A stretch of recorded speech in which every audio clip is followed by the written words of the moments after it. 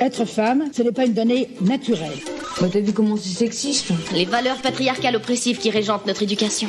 Qu'est-ce que c'est que le sexisme ? C'est le résultat d'une histoire. Tout le monde a sa définition du féminisme. On peut plus rien dire. Qu'est-ce que ça veut dire ?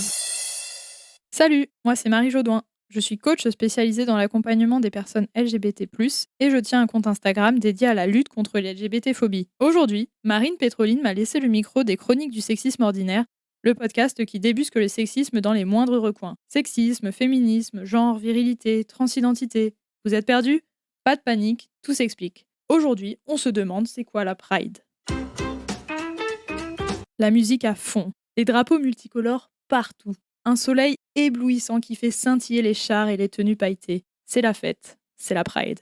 Ou en français, Marche des Fiertés. Tu la connais peut-être sous le nom de Gay Pride, qui n'est plus utilisé, car il associe implicitement l'événement aux hommes gays, alors qu'il sert à revendiquer les droits de toutes les personnes LGBT+, hommes gays, mais aussi lesbiennes, personnes trans, intersexes, bisexuelles, asexuelles, etc.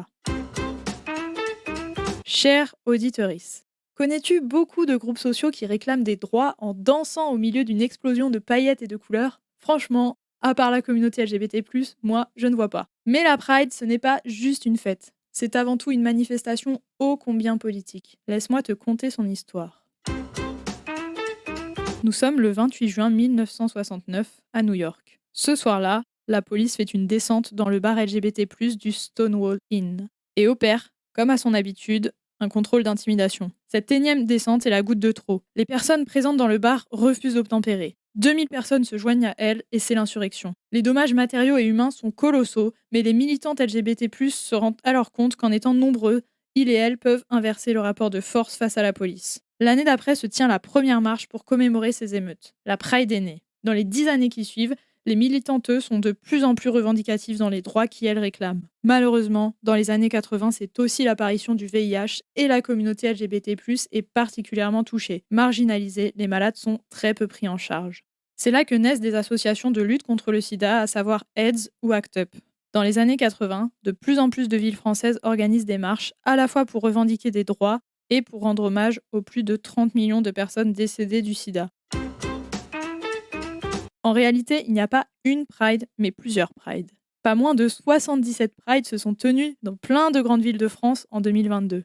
Elles sont organisées par des collectifs et des associations locales ou nationales comme ACT UP, SOS Homophobie, Inter-LGBT. Cependant, selon une partie de la communauté LGBT+, la Pride est devenue un événement commercial complètement dépolitisé. Une sorte de panneau publicitaire géant pour les grandes firmes désirant s'acheter une image inclusive. On parle de pinkwashing. Ainsi, depuis 2019, d'autres Prides voient le jour.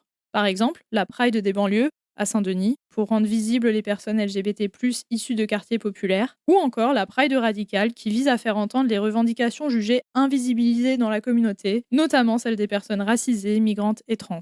Parce qu'en France comme dans le monde, le simple fait d'être LGBT+, peut porter atteinte à votre sécurité physique, mentale ou matérielle. Chaque mois de juin, nous sommes là, dans la rue, à lutter dans la fête, à festoyer dans la lutte. En France, le mariage pour tous fête seulement ses 10 ans et il reste encore beaucoup à faire. Entre autres, l'arrêt des actes de violence LGBT-phobes qui ont doublé ces 5 dernières années, l'accès à la procréation médicalement assistée pour les personnes transgenres, la simplification et dépsychiatrisation du parcours de transition pour les personnes trans, l'arrêt de la mutilation des enfants intersexes, la formation du personnel médical aux soins aux personnes LGBT+. Que tu sois membre de la communauté LGBT+, ou pas, tu es le bienvenu au Pride, car les droits LGBT+, sont avant tout des droits humains. Plus nous serons nombreux et nombreuses, plus nous obtiendrons gain de cause.